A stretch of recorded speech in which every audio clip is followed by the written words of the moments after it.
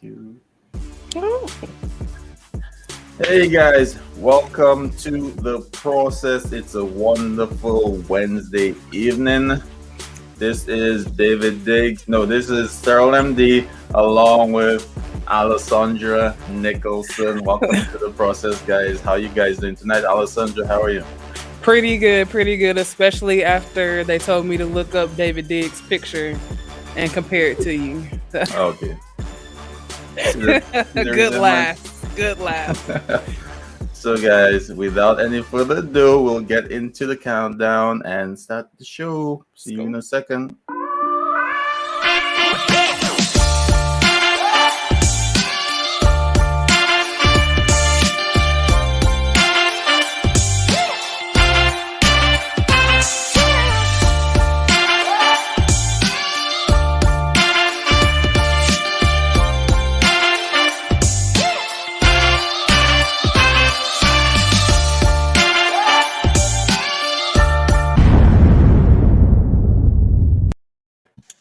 Today, we are talking about survey readiness tips. But first,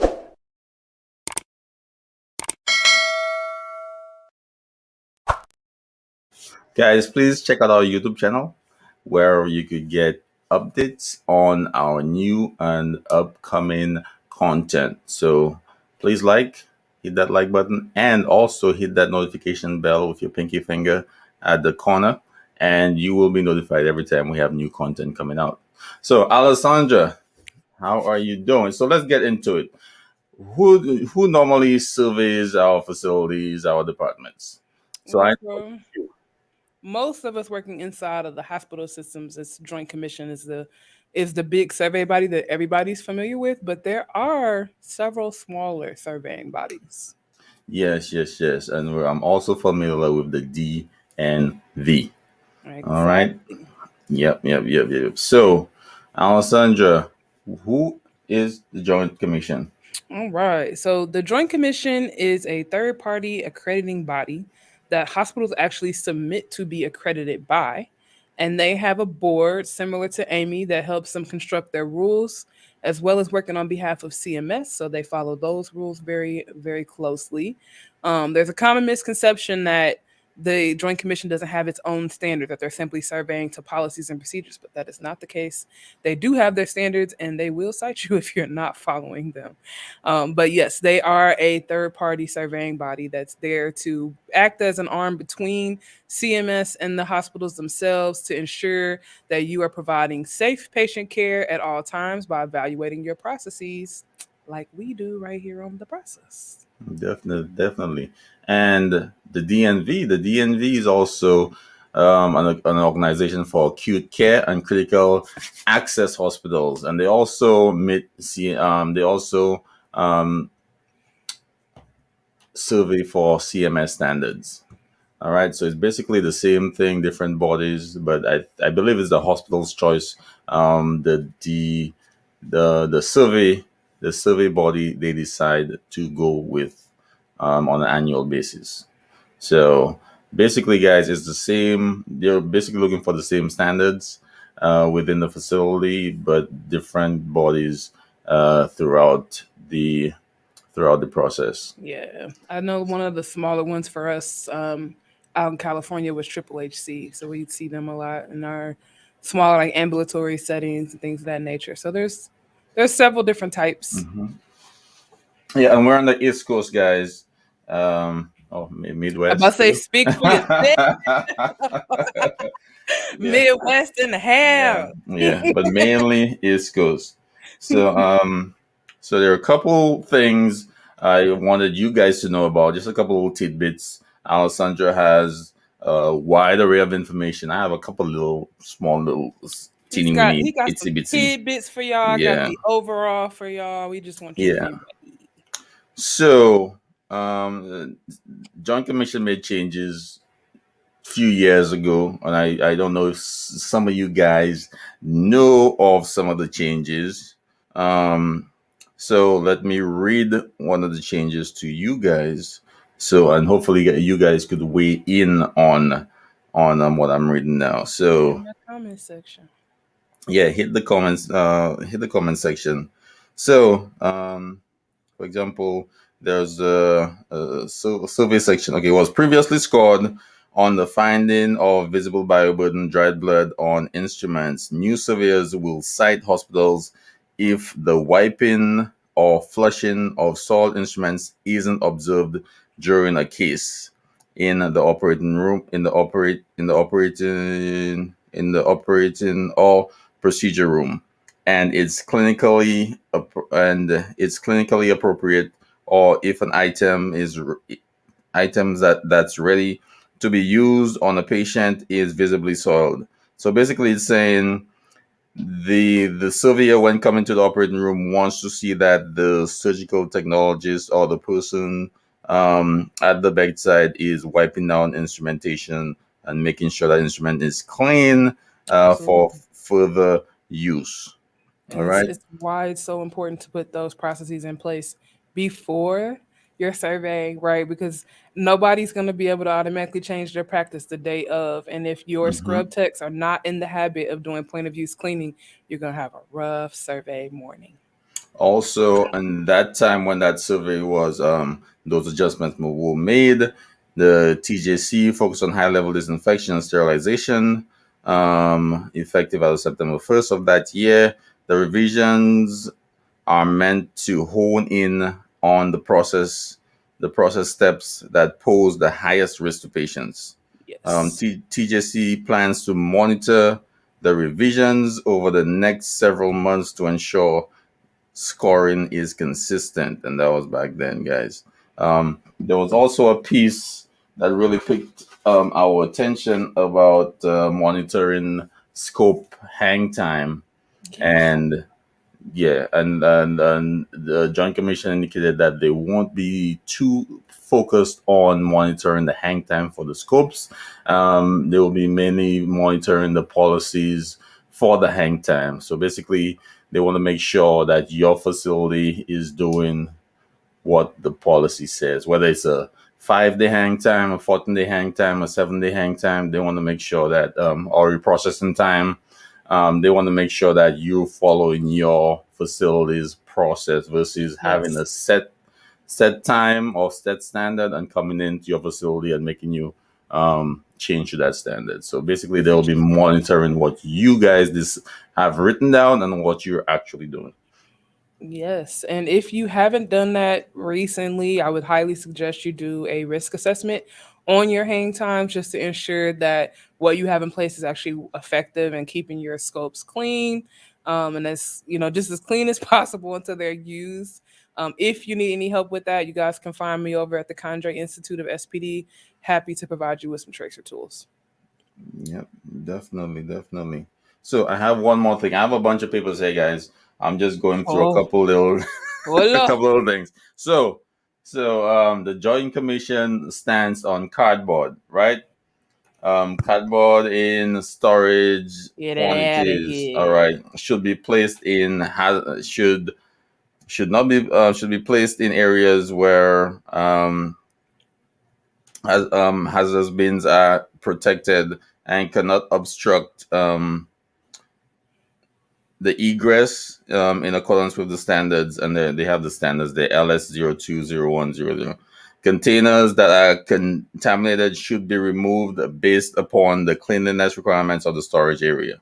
So if you have items that are definitely, guys, not clean, I know some of us tend to fudge the clean and sterile situation a little bit, but if you have items that are not are definitely contaminated, um, try to keep them separate or out of your clean area. Designate an area for those items, whether you designate a room to that, or you have a offloading or deboxing area where you could get rid of that stuff, so you could have your clean or sterile items stored in a temperature monitored area.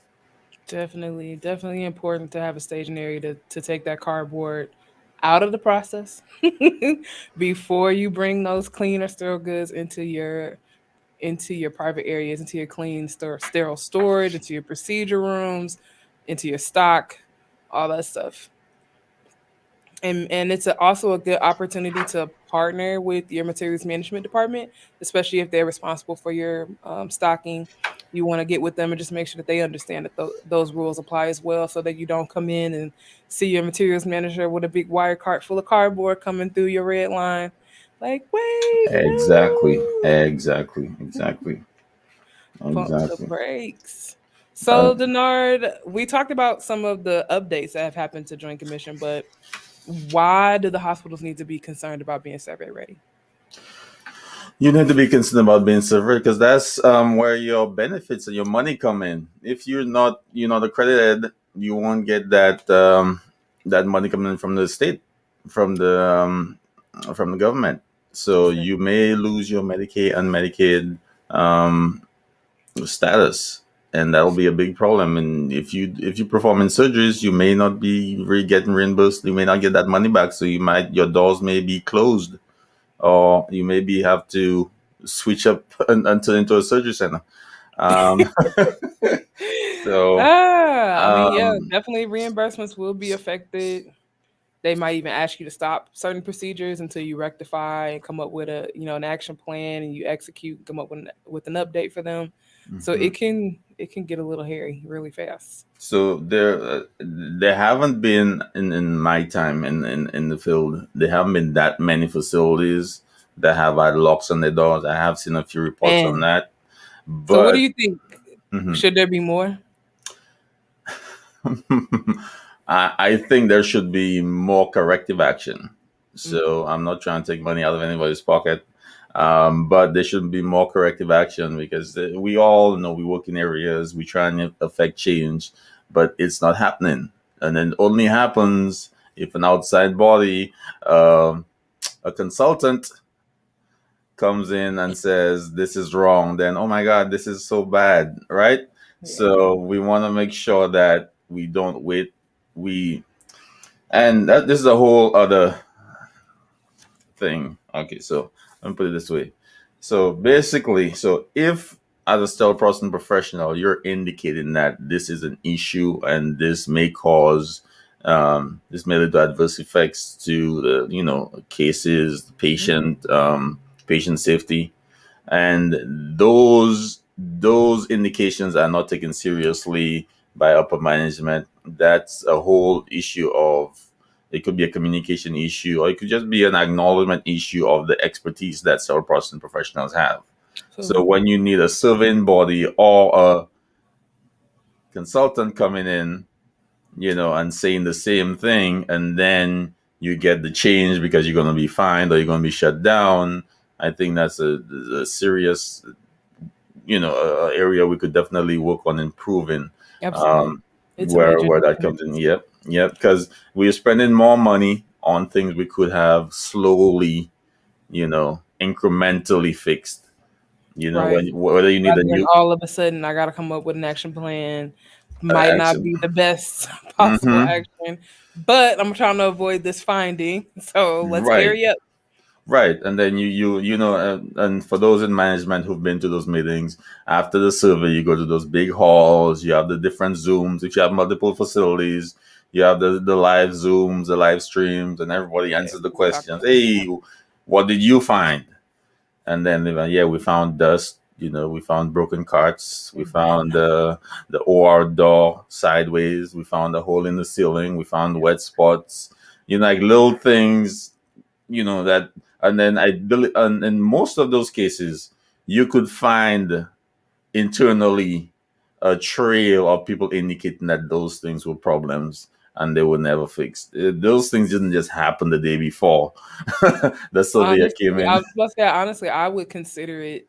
I mean, I don't write the book on findings. It's probably lucky for most of y'all, but I Hmm. would take it as a big red flag to me if I found some major issue in the facility and I could not find a paper trail of communication about it. Oh wow. Because that, like, I mean, it just screams to me that this is unsafe, because Hmm. that means that frontline staff are not, may or may not be reporting up, or middle management may not be reporting up. Hmm. There's something here that's broken or missing, and even if we do have all of that communication, if there's no paper trail, then that means to me you weren't going to be dedicated to follow up, because you're not actually trending this, you're not auditing this data, you're not following up on this data. You couldn't possibly be, because you don't even know when the first complaint came in, right? So how could you be assessing to say, okay, actually that back door that leads out of the OR Mm-hmm. has not been locking for a while now. We don't know how long, because we don't actually have the first facilities report that got placed in that say that this needed to be locked, or we don't have the follow-up that says the facilities actually needed to order this special lock, and that's why it's not fixed yet, because the parts are coming, all these things. So really what they want to see, what surveyors want to see, even from leadership, is that the problem was presented, an action plan was put into place, and then there was follow-up, and not these long gaps in service or your inability to prove that there ever was service because you have no documentation. Not good. Where's my ding? I'll just say it. Not good. Not Yeah. good. So yeah, guys. So if you have issues, and I've spoken to many cell processing professionals over the past couple months, and they're trying to effect change within the departments. And if you're hitting that roadblock, guys, oh, document that you're actually trying. Don't just run up to the I'm on the office, fence on that. about documenting. Yes, actually, I'm a little bit on the fence. All right, I won't say I'm on the fence. I'm pro documentation. I'm pro Mm-hmm. communication, always. But I don't want to just put it out there and say that to you guys as if it would, like there could be no consequences to that, because I've been a tech and I've spoken to techs that have actually brought trouble on themselves by reporting issues, or repeatedly reporting issues, or documenting in such a way that there's a paper trail. So while I Mm, do encourage it, because absolutely that's what we mm. need. We need frontline staff to talk to managers. We need managers to talk to C-suite and so on. Just do be careful and be mindful about the way that you report things. Like, if you, let's say you have an issue and you want to report it to your manager, you can have a conversation with them and then follow up with an email so that that's documented. And it can be just as simple as, hey, Deannard, per our conversation, I let you know that the sink number 3 is busted. It's been down for a while. Let me know, when it can be fixed. It could be as simple as that. I caution you to make sure that you follow the chain of command when you're doing things like that. Sometimes I see texts will kind of blow things out of proportion, in the sense that they may CC a lot of people on that email that don't necessarily need to be on it at that point. And so you can kind of create situations for yourself professionally that are just not the most friendly work environment. So that's why I threw that in there, because I don't want to tell somebody, hey, just start writing notes or sending emails, because that can make the work environment a little. Yeah, and I think people get the wrong impression when you say document. Like, hey, you want to catch somebody not doing something. That's not the Absolutely. reason why you're documenting. You're documenting to show that you've been proactive. Yes. So if you're saying, hey, our washer has a leak, you don't want to CC your supervisor's manager, The the president, the the president, CEO. the CEO, director. Calm You do. down. Just because you Yeah, have access to them in the gal does not mean you need to yeah, add them to your yeah, email. yeah.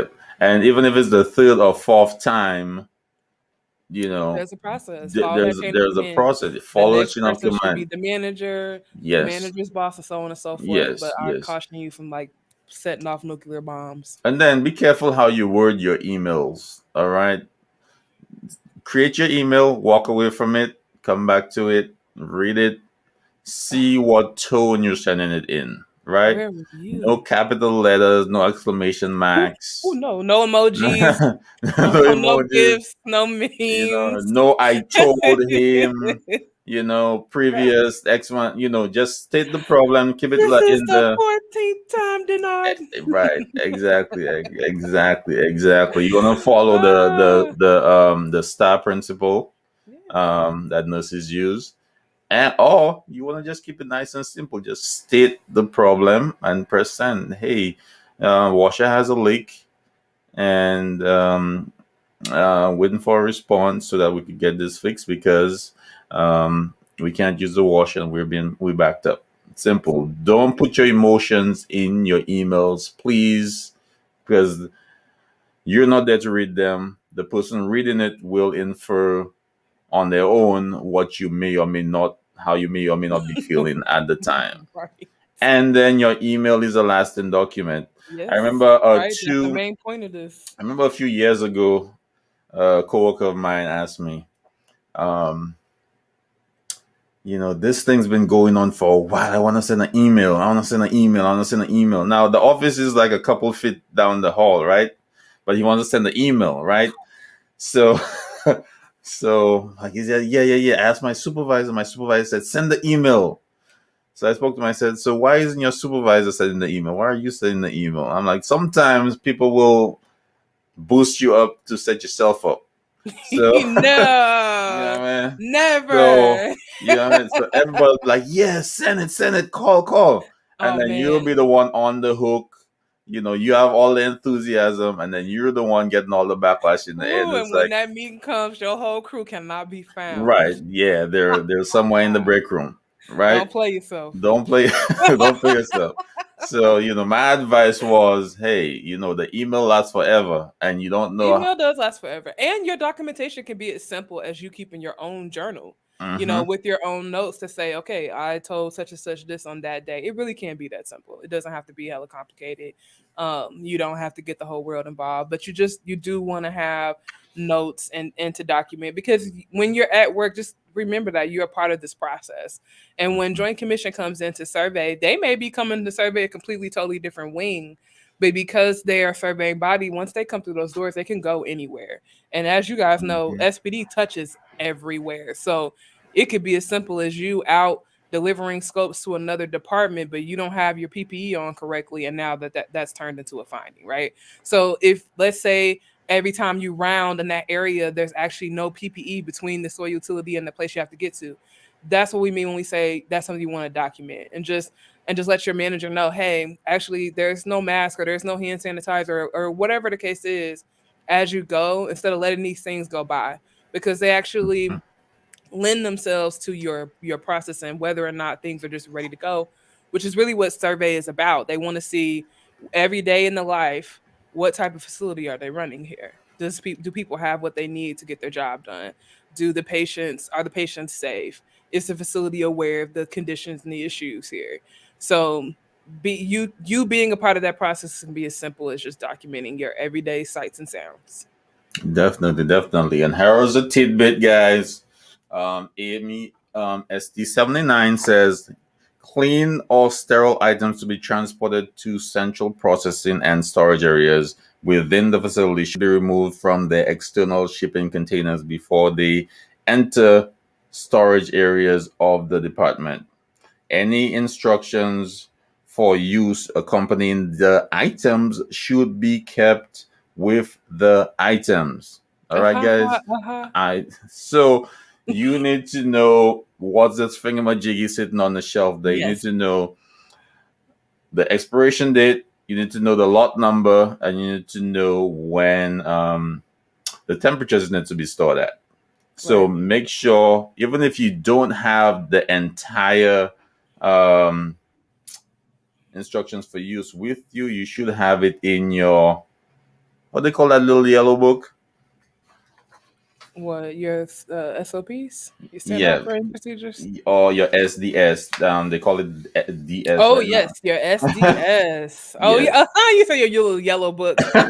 Did not Well, click. most places I've been, it's yellow. So Yes, most places, yes, it's yeah. yellow. So your SDS, cut that little slip out with the Man, instructions and put that in your SDS, right? keep on top of And that, because a lot of STSs are going virtual, like many things, mhm, right? They're online. So you want to make sure that if that's the case, that you know where to access it. And typically, somebody from infection control or risk management will ask your department to update their chemicals every once in a while. So just mhm, be mindful, if you're especially if you're a buyer for SPD, if you buy a new product, that you want to go ahead and send that information on over so that that SDS gets updated. mhm. Now, for those of you that have never been through a survey before, I do want to talk a little bit about what the day looks like. So typically, when surveyors come on site, they will be there for anywhere between a day and 5 days, roughly. The average that I've seen is about 3 days. And you will see a lot of leadership doing meta math with that. And so what I mean is like if Joint Commission, let's say Joint Commission, you're in the window and they don't show up on Monday and they don't show up on Tuesday. It's highly likely they could be there on that Wednesday because they still have 3 days in the week. So it really can, you really will watch us kind of going, okay, maybe until they're here. Mm-hmm. One of the newer things I'm seeing is that facilities will actually announce when Joint Commission comes on site. So you may hear some type of music or you may hear some type of overhead announcement that just says, welcome to the surveyors, welcome to our facility. And then I highly encourage you guys to go over to the Joint Commission website because they do have a lot of really good information on there to help you prepare and to talk you through what the process is. But they Mm-hmm. don't just come in and just start looking around. They do have an established program where they will come in, they'll have an orientation, they'll meet with the staff or they'll meet with who they'll be walking the facility with. They'll meet with leadership. They'll get oriented to the facility, and then there will be a leadership meeting where they might even do some training with the leaders. So it's not all just checking to see if you're doing the right thing. It's also education based because they want to make sure that you are following best practices. And then from there, they'll do their surveying. And so that can look like tracers. Have you ever been through a tracer before, Deannard? I have been through a tracer before. It wasn't fun. They're really nerve wracking because anybody in that chain could make a mistake and could blow the entire process up. So, Right. So what he means is when they're doing a tracer, they will pick a particular function. Like let's say we're going to follow a patient through having surgery at this facility. And they would pretend as though they are coming in. So from the time they hit your front door, they're looking at your greeters, they're looking at your reception, they're looking at your pre assessments, any type of PACU experience they're having, the actual surgery. They'll come down to SPD. They'll follow the instruments from that case. So they are tracing the steps of that process. And what Deannard was saying was that anybody in that chain could impact the results. hmm anybody. So, um, not following the department's proper policies and procedures.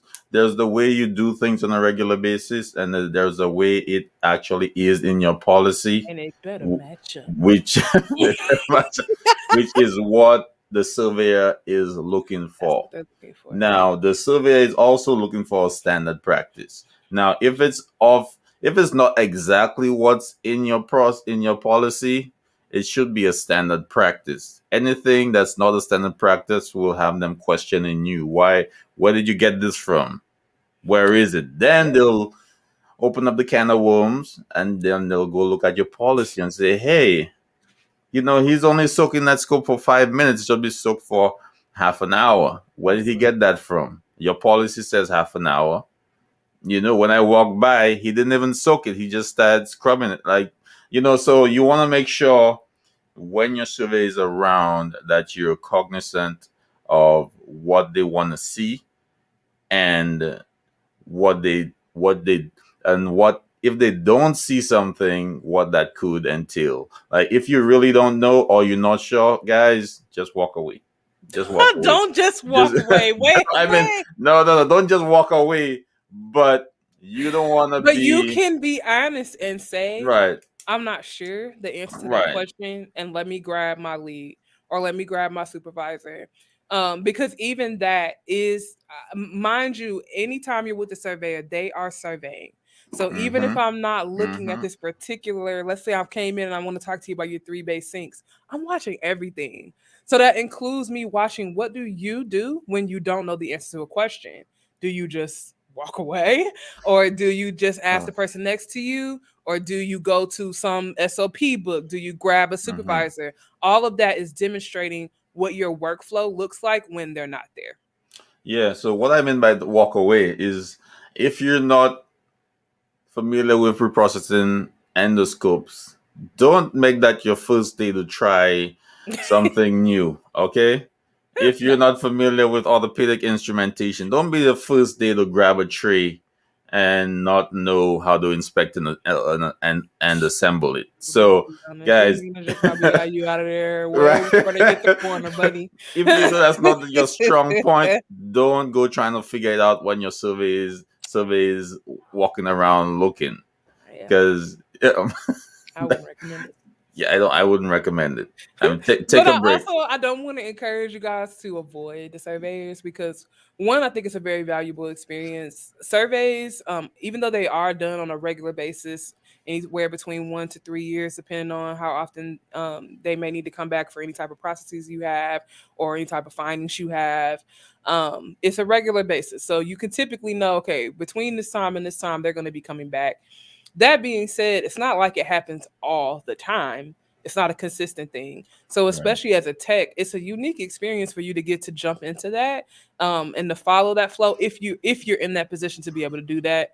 And I would just encourage you just observe, just watch and see what that communication is like because you'll notice a few things. Like you will notice the fact that the surveyors are generally very polite, very nice, very helpful. They will answer questions. They will share best practice. You will find that leaders don't necessarily volunteer information that's not asked for. So we're very direct. When they ask us a question, we give them a direct answer. We don't go on, a spirited conversation about how, well, 20 years ago we used to blah blah blah blah. Right? We go straight to the point of this is what we do and this is how we do it. You will find that you can really, I would say it's an emotional intelligence thing, but you can pick up on when they pick up that something ain't quite right here. So I think it's important for you to be able to see those things because it will let you know really how your facility is doing compared to where they're at. And it also gives you clues on things you may need to go grab. Like if we're walking through my high level disinfection area and they're looking, to see that I have the expiration date on my test strips and it's not there, I may want to have my supervisor grab the policy. I may want to have him, make sure the competencies and things are already ready to go so we can demonstrate, okay, yes, we did miss this one, but this is how we rectified that situation. It's not like All it's not right. meant to tear you down. It's there to build you up. Yeah, true, true, true. Now, all thumbs up for all your points. But, guys, but But you want to make sure that you're in an area you could speak to, because you may be targeted by yes, that surveyor and ask that question you really know nothing about. So you yes. need to know what to And say then I may say, and "Oh, how to Deannard say it. doesn't know this. Can you send his employee file up so we Exactly. can make sure that he actually gets Yeah, trained?" yeah. Did it go through all his competencies? Like, no, it's been 3 Yes, years. No yes, competencies done. Okay. definitely. So another tidbit, guys, for your temperature and humidity, right? Hot It points. doesn't go through AME ST79 anymore. It goes through ANSI. Let me make sure I say that correctly. ANSI ASHRAE, standard 170. So that's where you need to find your guidance for your temperature and humidity. And also, a great resource. My friend Lila definitely gave me that resource. You also have to look through. Uh, con- I forgot. I Uh forgot. I forgot. I oh. forgot. I forgot. I forgot. She gave me that resource a couple years ago. Lila Price, where So you at, girl? it's also the building codes Oh of yes, that's where the we're going of next. the building at the time of construction. Yes. So you definitely go. Yeah, Lila gave me that tidbit a couple years Check ago. that. That's So why it then. pays to have strong relationships with other departments because Mhm. facilities will let you know that very quickly if Yep, they're yep. if you're out of code on certain things or if they have special permissions for the fact that their facility was built maybe 100 years ago and they don't have a certain Hmm. type of ventilation. There's all kinds of things that can be done to mitigate that. But they also look at life safety code, which actually comes from the National Fire Protection Association, and your life safety codes are things that are making sure you're trying to diminish the risk of having a fire. So like that's where we get that, oh, it's got to be 18 inches from the ceiling, from, or even the reduction of cardboard. That's why we can't have so many of them. Yes. And one thing that I don't know if it's popular knowledge, but even how many trash cans are in your area is regulated. So you want to have strong relationships with these other departments because you're not going to be an expert at all this stuff. Yeah, true, true. And then you know what else is very important?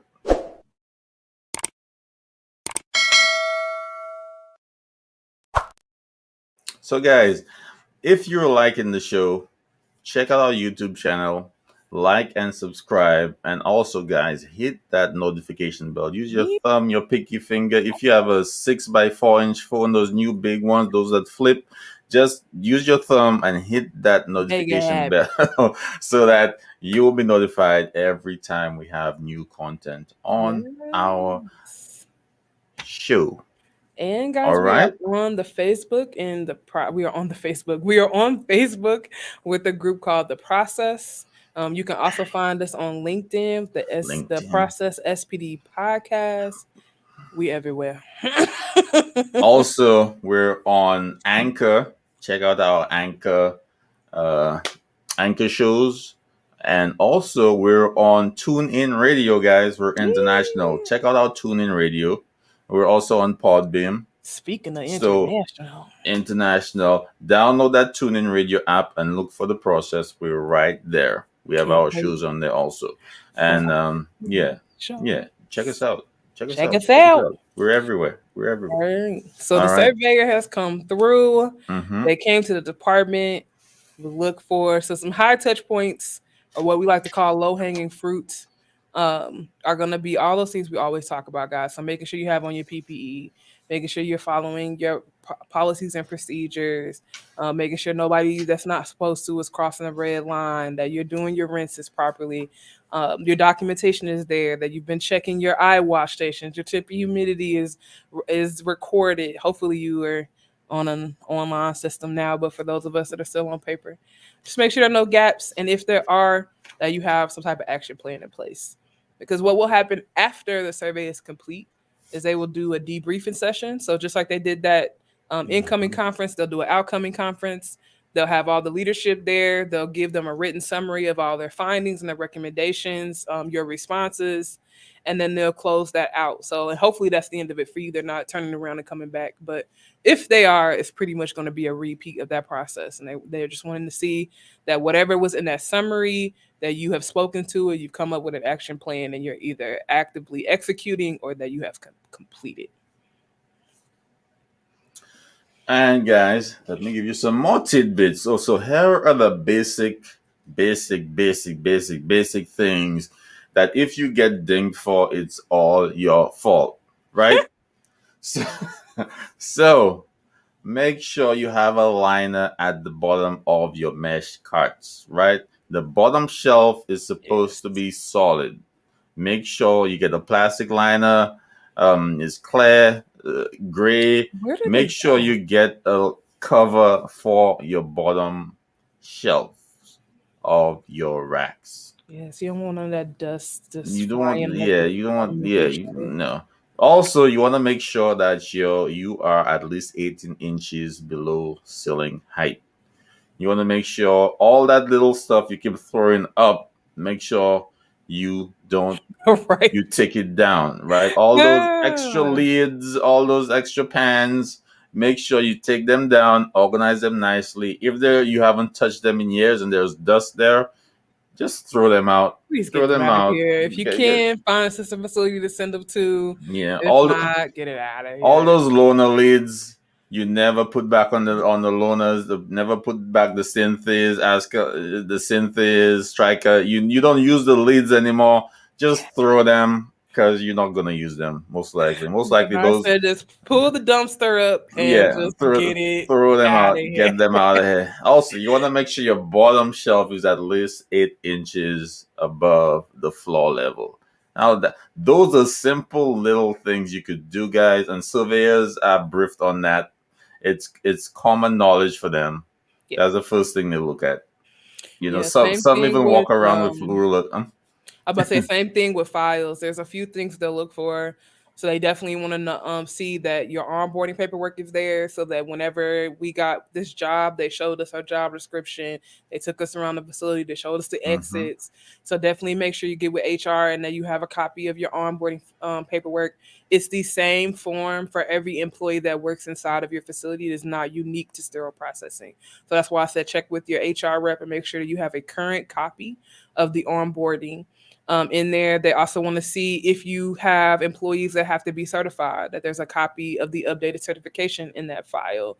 And then, lastly, and most importantly, is that there are active competencies inside those files. So they'll want to see competencies for all the workflows that job description is delineated for. So just make sure that that information is there. And if it is not complete, like let's say you're in the 90 days and it's not complete, that there's something there showing me that this is upcoming, right?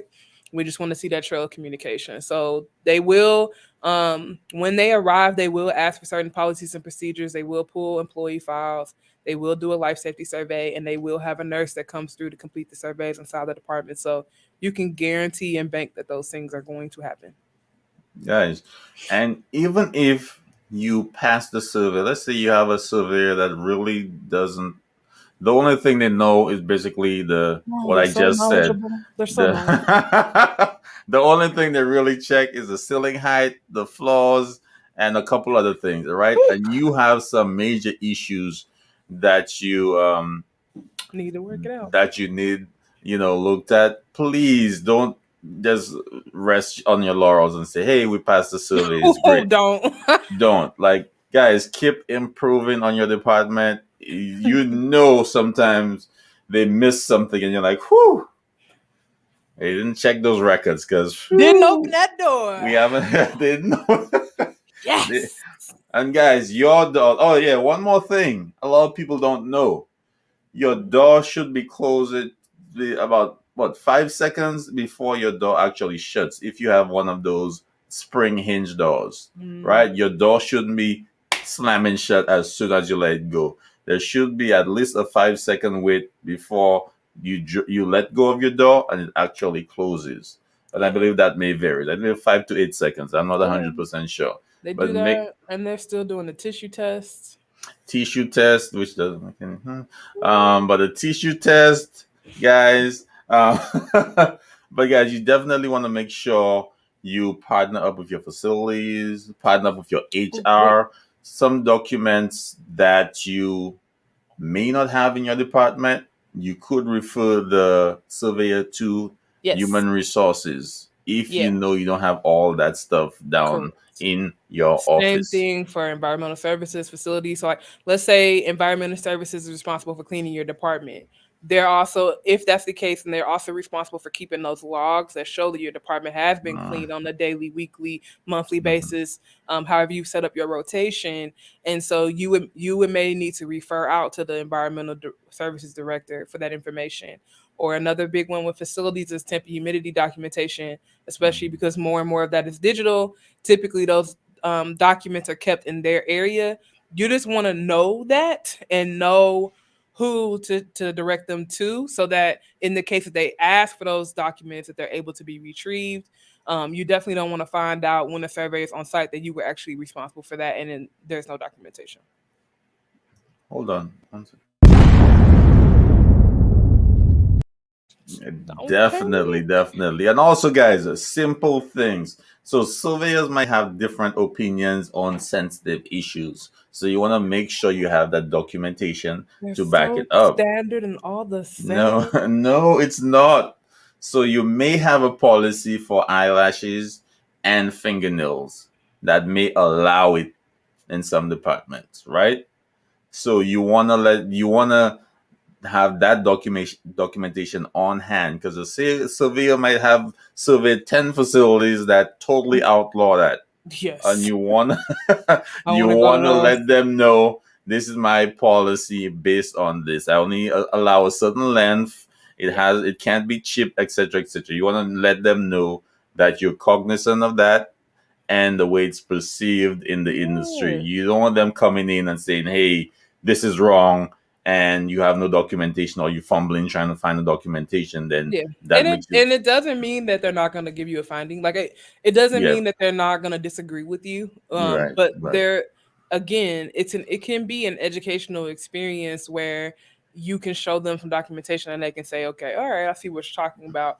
Or they may hold steadfast to, to that piece of information that they have. And we see it a lot in SPD where it kind of builds a distrust among some of the texts, because we start to wonder, okay, what is the level of competence of the person that is surveying me if they don't Mm-hmm, know that it's actually okay for me to have this pill mm-hmm. pack standing up inside the sterilizer?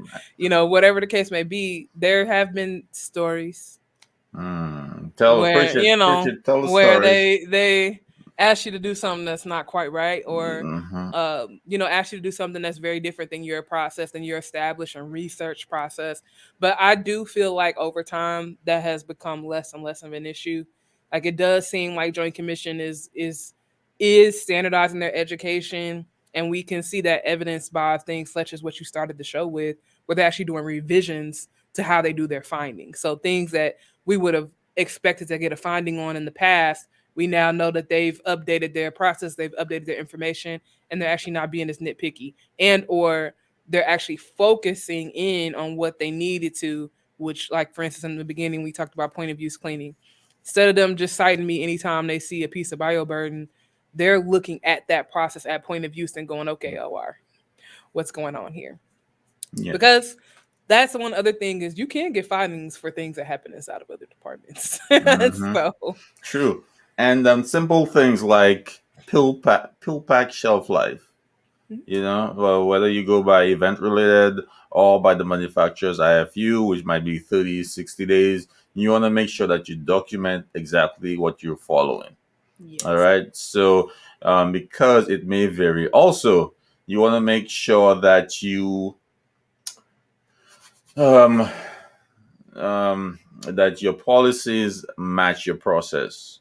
The yeah, DNV sent out some documentation on IUSS a few years ago.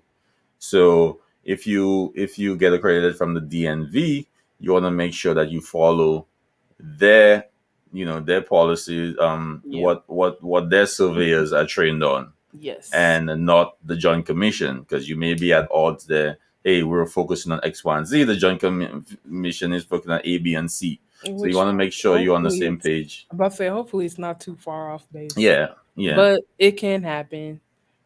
Even with the Joint Commission, it can happen. So you just want to be mindful that you have a process in place to review them. Um, a lot of the times when I've dealt with policies, it's been on a program called Policy Manager, and you can actually set that up to ping you and let you know that, hey, like, this policy's up for review, and definitely take the time to read through them and update the citations, update the references. Information may change, like what we talked about in the beginning of the episode, and you just need to make some small tweaks and then send that policy back through all the proper channels to be approved. yeah. So in 2020, no, in June 20th, 2019, the DNV came out with a statement, advisory notice. Um, Let me just read the first little section. I highlighted a couple sections. So the DNVGL does not endorse any specific manufacturer or product for corrective action plans for immediate use steam sterilization IUSS. The decision should be determined by the organization to best suit the needs of the organization.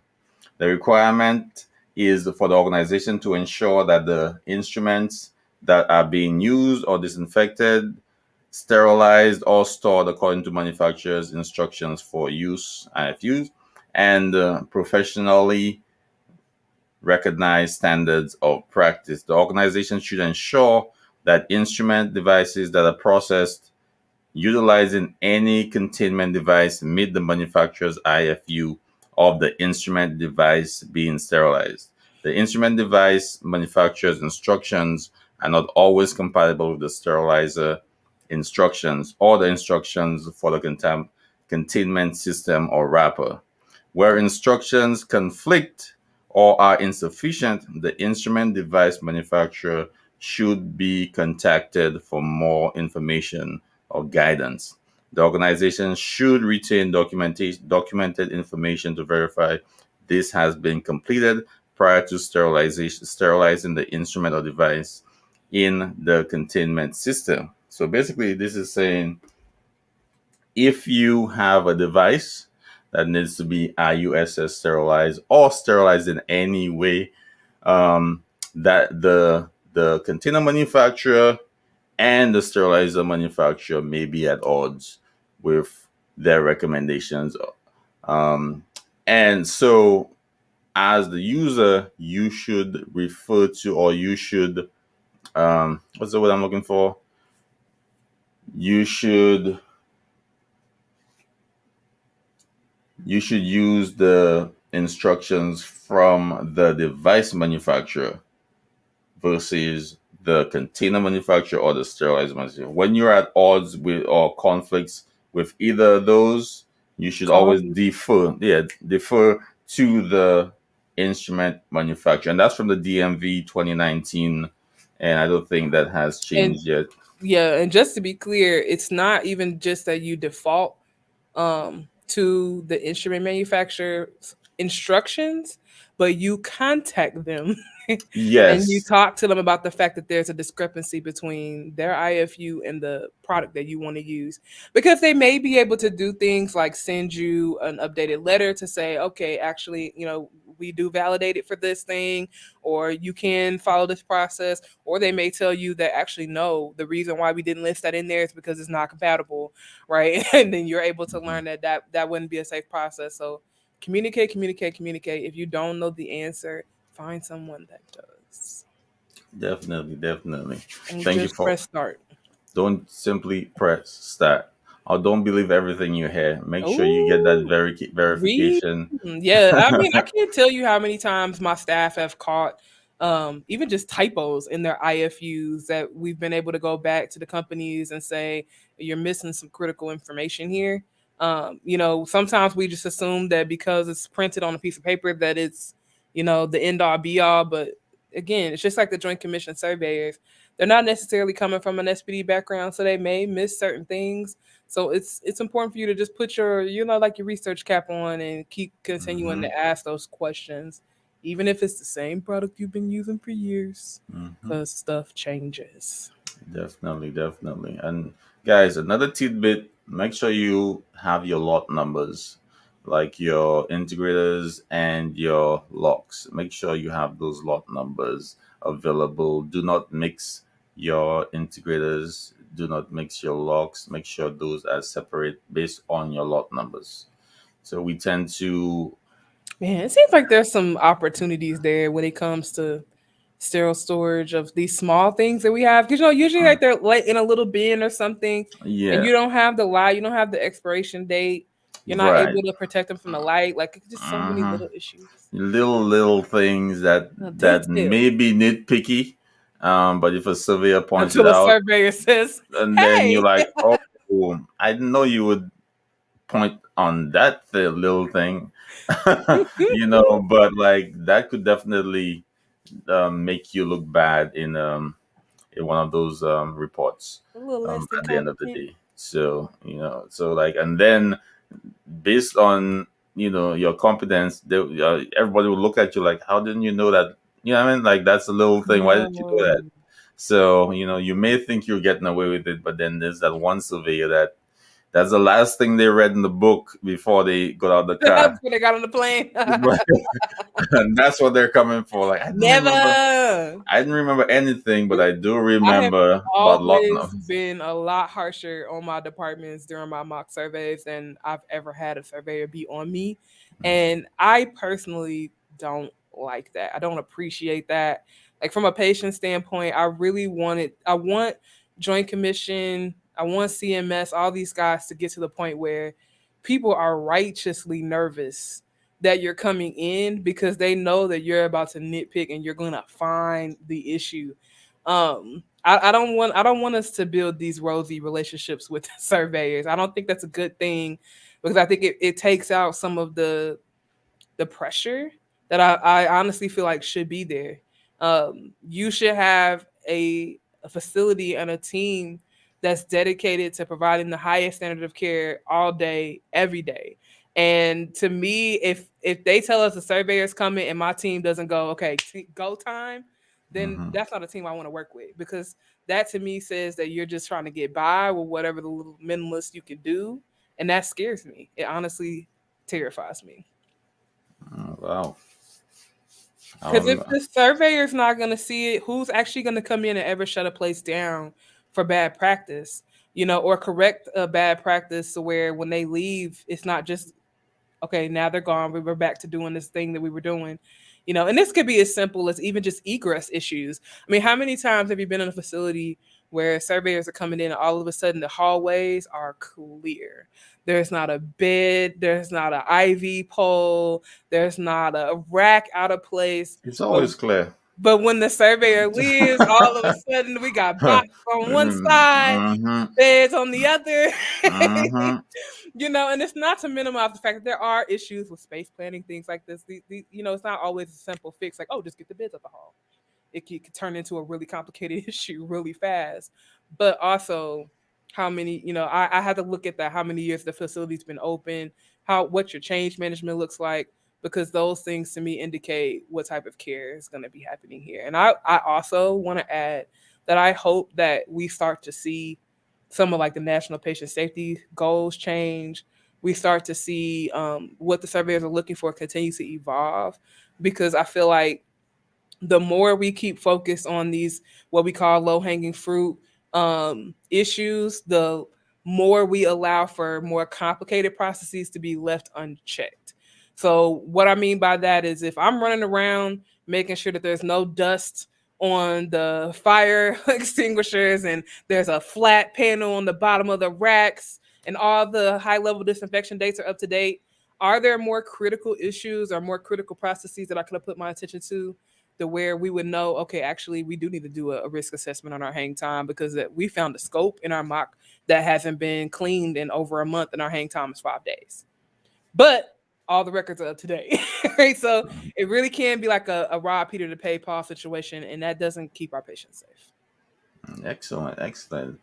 Yeah, and then the collaboration is a really big component to that too. You want to make sure that you round in with your infection control, you round in with your OR nurse, nurse manager, Mm. director, even some people from person Facilities, from IT, EVS, get even them if you in here. can bring the C-suite down Get to them. do a mock survey so that they could see what this would cause if a surveyor found it, so Yeah. that they would be nervous too, and they put out the money in advance, not wait for Or the that sighting here. to get that issue fixed.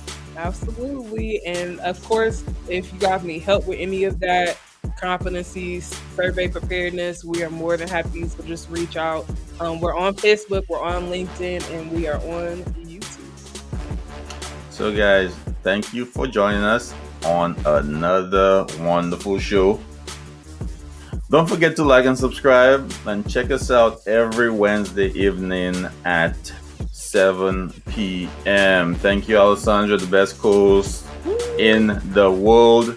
Really appreciate you having you on, and I really appreciate being part of this show with you. Thank you so much. And guys, hit us up. We're coming out with some more content, Yes. 2022. So stay tuned, and see you guys in the next one. Peace.